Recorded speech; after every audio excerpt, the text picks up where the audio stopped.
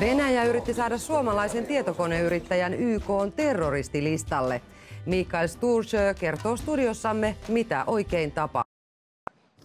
Venäjä on yrittänyt saada suomalaisen yrittäjän ja kansalaisaktivistin Mikael Sturkön YK:n kansainväliselle terroristilistalle.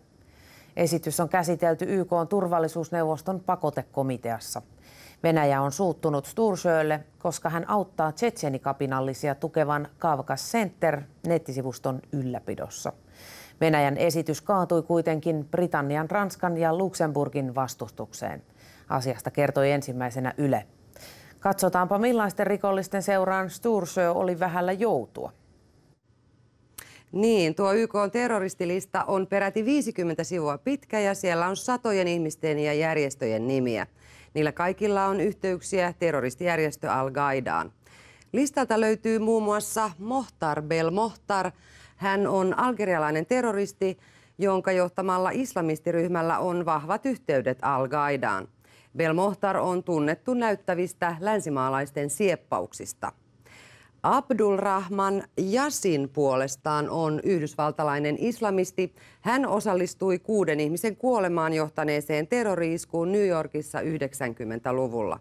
Hän on ainoa tuossa iskussa mukana ollut terroristi, jota viranomaiset eivät ole vielä saaneet kiinni.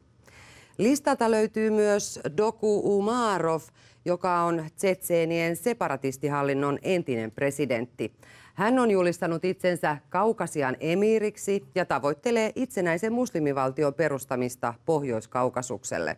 Umarov on ottanut viime vuosina vastuun muun muassa Moskovan metroon ja Domodedovan lentokentälle kohdistuneista pommi-iskuista.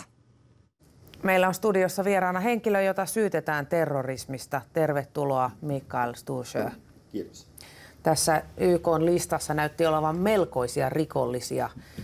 Miten te olisitte sopinut sinne joukkoon? No jos oma kuva olisi ollut mukana, niin olisi kyllä ensimmäisenä tullut mieleen, että on kyseessä jokin yksinkertainen palikkatesti, jossa kysymys on, että kuka ei kuulu joukkoon. Milloin te kuulitte tästä Venäjän hankkeesta ja miten te reagoitte siihen? Mä kuulin siitä eilen illalla, kun siitä ilmestyi kirjoitus Venäjän ulkoministeriön omilla kotisivuillaan. Ja olin hyvin hämmästynyt, en ottanut sitä oikeastaan todesta alun alkaen, mutta pikkuhiljaa rupesin sitten miettimään, että mikään tuossa voikaan olla taustalla. No mikä siinä voi olla taustalla? Miksi Venäjä haluaa saada teidät tuonne listalle? No kysymyksessä lienee se, että tämä Kavkaz Center, vaikka se vain yksittäinen web-sivusto, on jotenkin noussut symboliarvoon Venäjällä. Eli he ovat yrittäneet kaikin mahdollisin tavoin saada se pois nettiavaruudesta.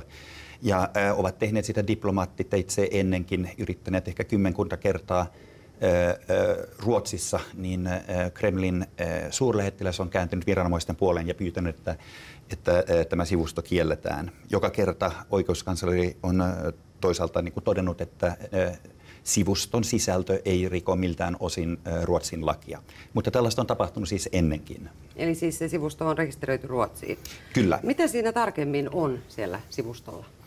No kyseessä on islamilainen uutistoimisto. Ja kieltämättä sisältö on osittain aika radikaalia.